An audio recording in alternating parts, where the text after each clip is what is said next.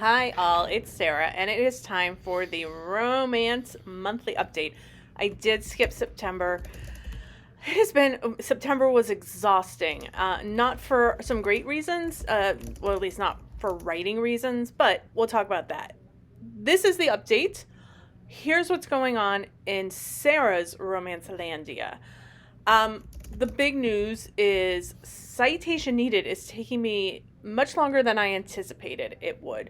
What does that mean? I don't think much. I had to go back to the beginning, very much in a Princess Bride moment. Go back to the beginning, and I really needed to work on some of the storytelling. I realized I was too in the weeds with details about Wikipedia and academic conferences and doing things around Lecoq because this is now a series where things happening in Lecoq impact future stories.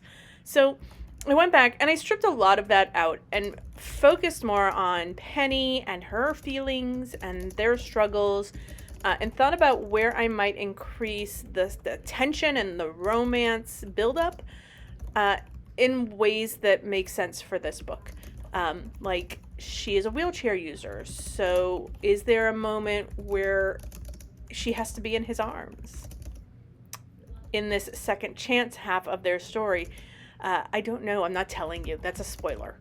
But I caught up to where I was at the end of August by the end of September, and then felt comfortable moving forward.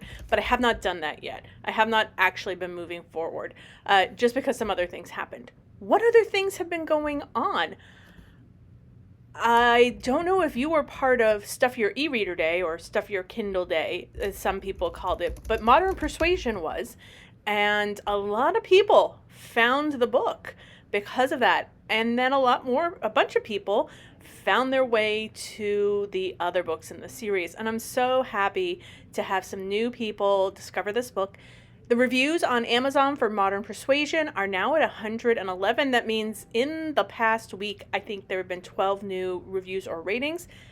These are honest reviews and ratings from readers. I'm not asking anybody to provide reviews, so I'm really happy to see that people are leaving their honest feelings about this, even if I don't agree with them. But this is not for me. This is for you.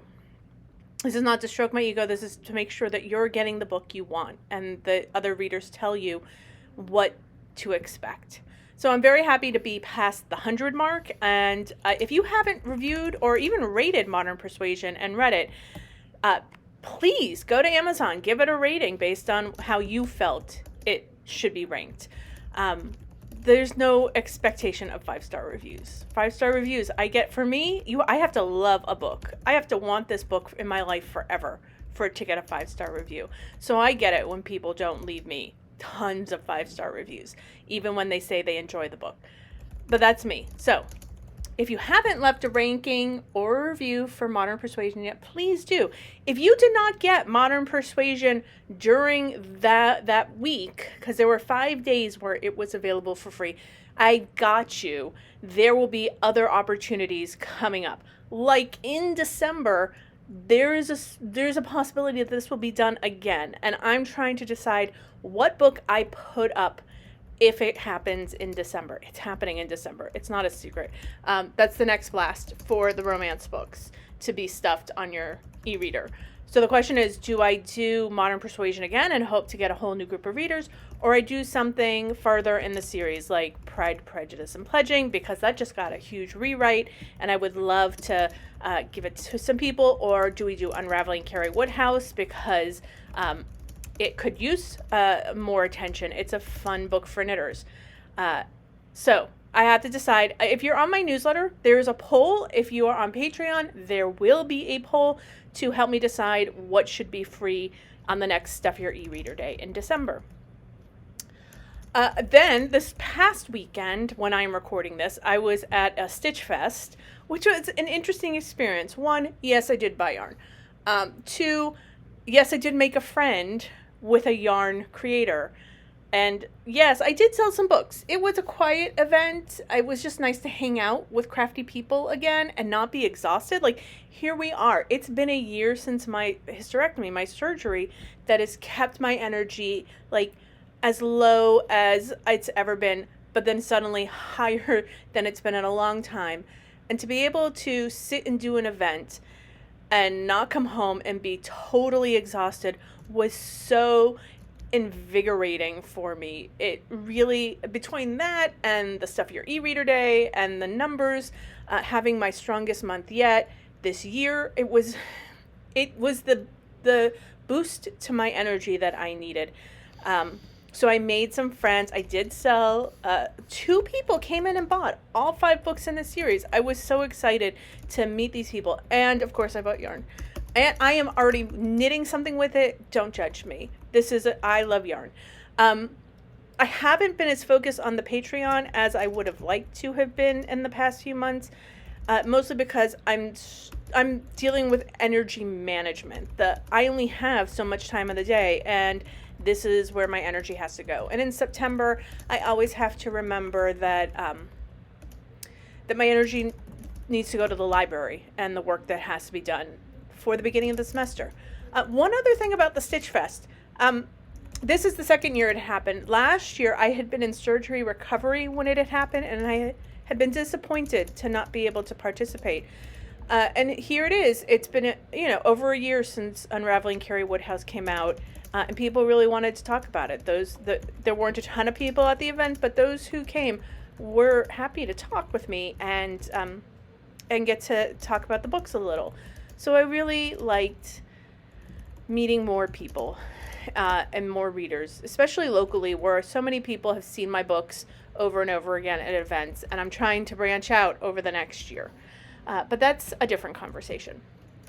So since Citation Needed isn't getting finished as quickly as I want it to be finished, what does it mean? It means a little bit of a slowdown on other things. I want to be very careful with Citation Needed because it is a story from a character that I can't put myself in her head. It's not that I'm struggling to understand Penny. I understand Penny, her anger and her frustration and some of her bitterness, because we have all felt that. But her experience and physical perspective of the world is different than mine because she is a wheelchair user.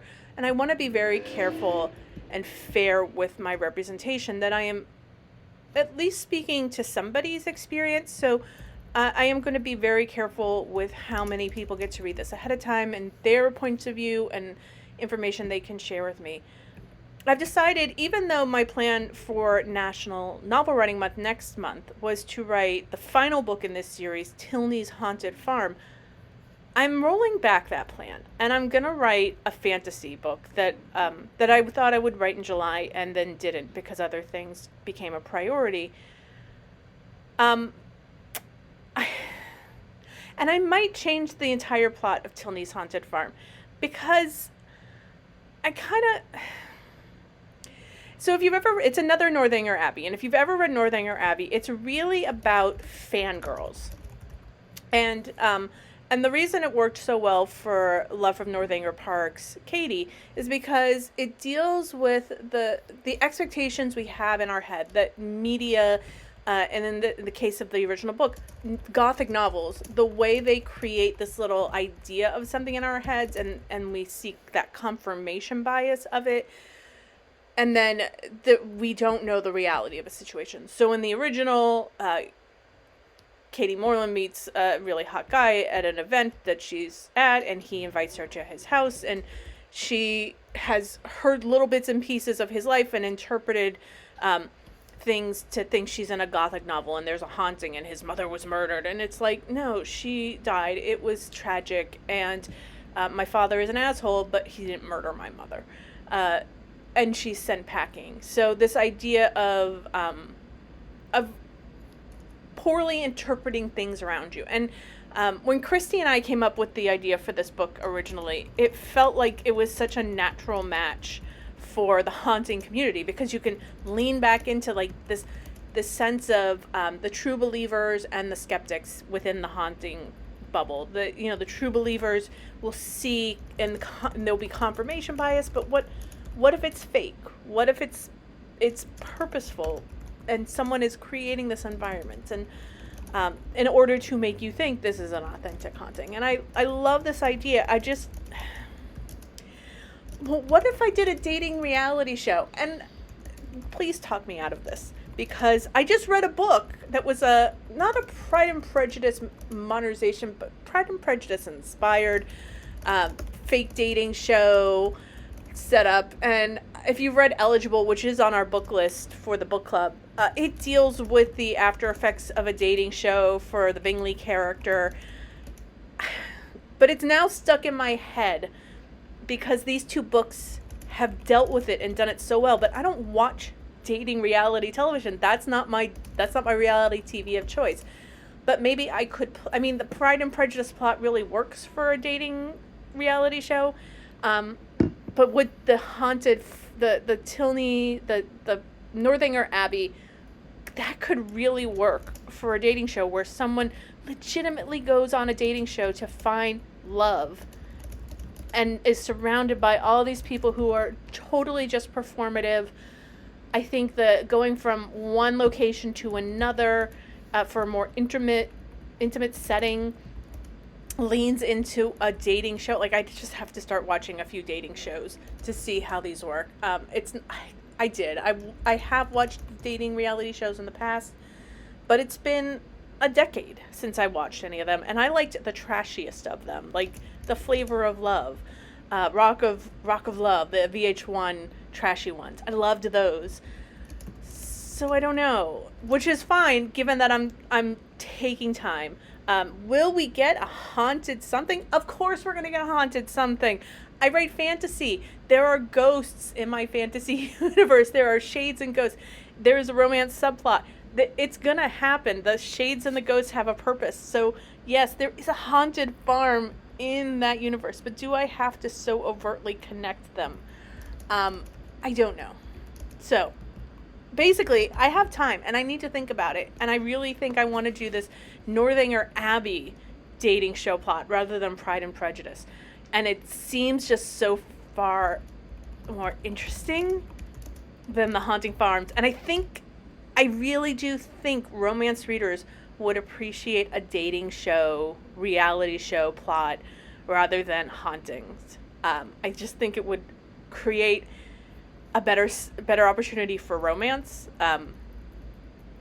So tell me your thoughts in the comments, either on the YouTube post, email me in the newsletter, or post them on Patreon, because would you prefer a little bit of a haunting with a romance, or would you prefer a dating show, reality TV, Northanger Abbey? Because I'm open to ideas.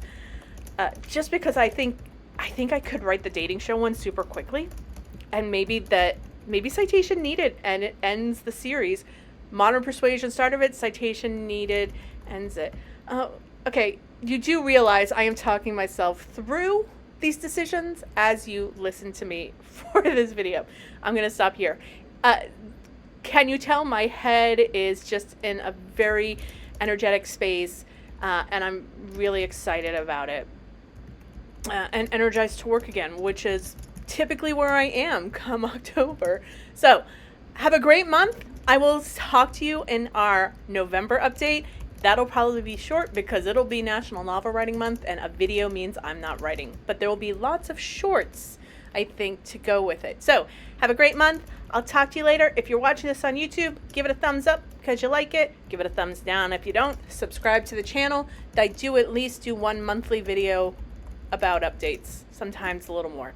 And I'll talk to you in the next video. Bye.